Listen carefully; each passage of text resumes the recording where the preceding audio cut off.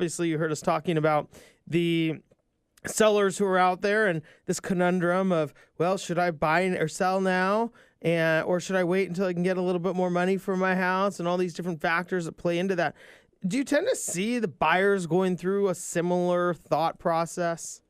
Yeah, I think on a different side of it. And I think, truthfully, the buyers have had to do a lot of catch up real quickly, too, because it wasn't so long ago that they had that luxury of if they saw a house, having a little bit of time to sort of contemplate and think and kind of dip their toe into that swimming pool. And right now, and particularly for first-time buyers who have not been through it, it's a really hard process. They have to be sort of brave, right? And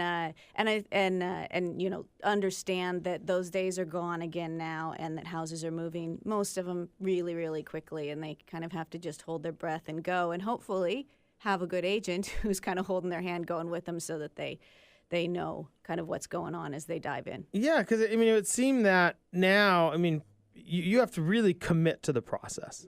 As a seller now, you can dip your toe in, but a buyer really has to commit to the process. So when they work with an exclusive buyer's agent, what is the process that I guess that they should expect to go through? Well, I think when I start with clients, and I take as a buyer's agent, certainly I just work with buyers. But I take kind of another level of approach with it, too, is really an even stronger sort of advocacy learning process, and helping folks to recognize that the way I do my work, there's a fair amount of tenacity involved.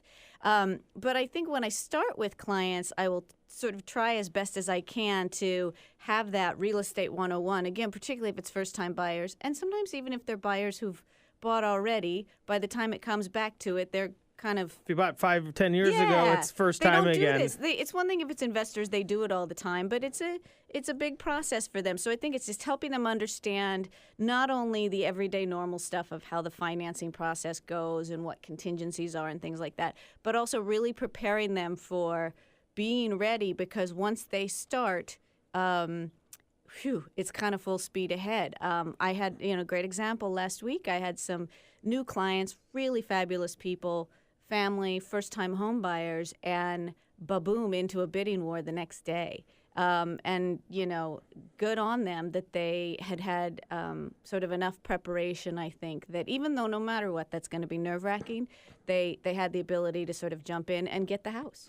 When you talk about preparation, which is such a key part of this whole thing, when you have to jump in, right? Yeah. Better make sure you have your trunks on. If you can't swim, you have, water wings. Yeah. But when you work on just one side of the transaction consistently, do you feel like you have a better way of preparing people than working on both sides? When you're exclusively working with buyers, that tends to be, you tend to see a difference in what you can provide versus somebody who works with both sides? Well, yeah, I think there's several fronts on that. And I've actually never been a listing agent. So I think the approach, with the buyer's agent, there's certainly at a baseline, there's never going to be a conflict of interest, and I think that that's valuable for people.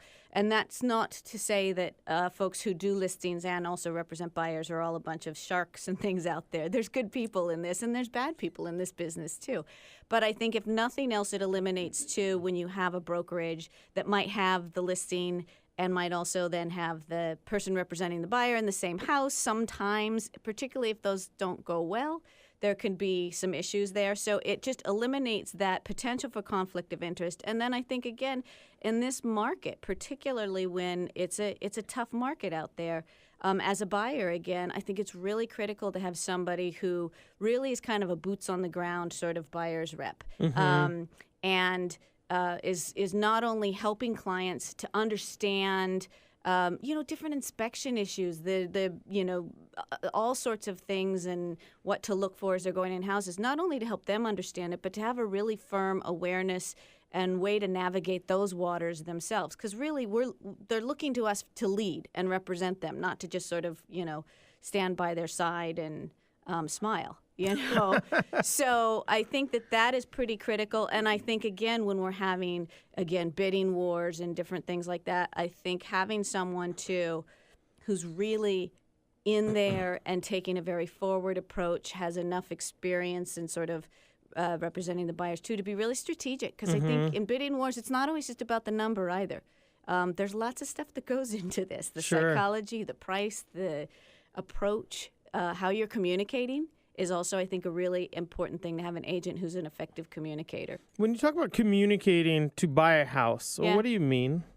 Well, I think that there's, yes, there's the pure paperwork aspect of all of this, but the bottom line too is these are relationships, and sometimes they're professional ones certainly too. But how are you representing, being the face to some degree too of your buyer? How are you representing them, and are you also making sure too that you have buyers who are really prepared and ready, and so that somewhat you have the reputation that goes with it too, that when you work in markets, that people tend to know if an agent is representing somebody that this is sort of serious, how they're viewed and how their work is and how they approach their dynamic.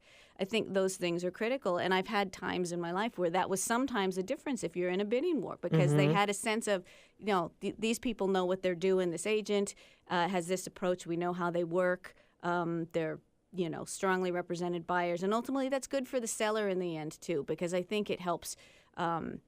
It just helps with a smoother transaction, frankly, too. Yeah, well, I mean, setting that up so that, this transaction goes smooth is such a key part. Yeah.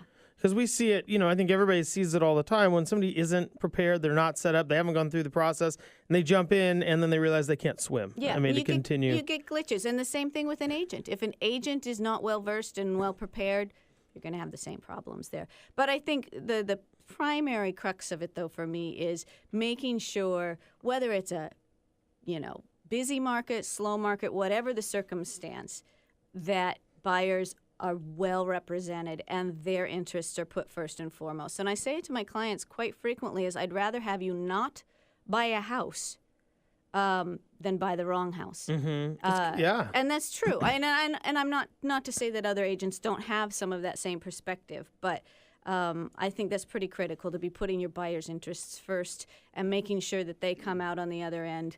Okay, it's a little hard when, again, it's back to being sort of the seller's market. So you have to help people understand, you're not getting anything off the listing price. All of those things that your dad's telling you in your ear about how you should. Your uncle the plumber. Yeah, those things, that's not going to happen. But it's okay, though, too, because in the end, either you win the house or you have a great house and you get to kind of move forward with your life, because these are a lot of the people that I work with, too, their families. This is their home. It's where they live. So, Amy Carey joins us with Amy Carey Real Estate. Amy, so you talk about being well represented versus like selling a house. How would you differentiate those two things?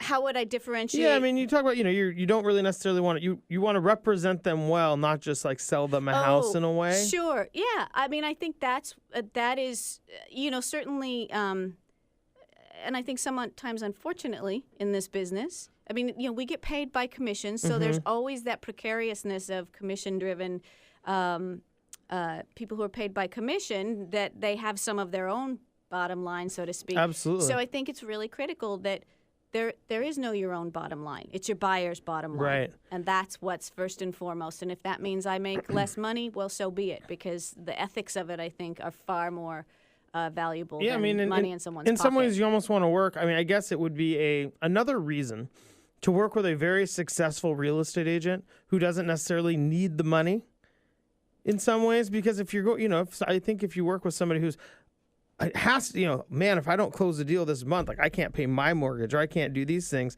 then I think that's where maybe that conflict of interest starts to maybe come in. Well, I think, there's probably many ways conflict of interest can come in, certainly many avenues. I think that it comes to the core of how somebody's ethics are in their business. And believe me, I've had times when we've all in real estate had the times where it was like, oh, this is not a great year. But I think when you're taking the bigger picture of things and truly, I mean, I'm from the Midwest, that those sort of core values of you do well by people. And we don't have that out here, or what? No, they are. They are in other areas as well, but sort of the heart of the heartland thing, that's not just a myth. That is there too. So.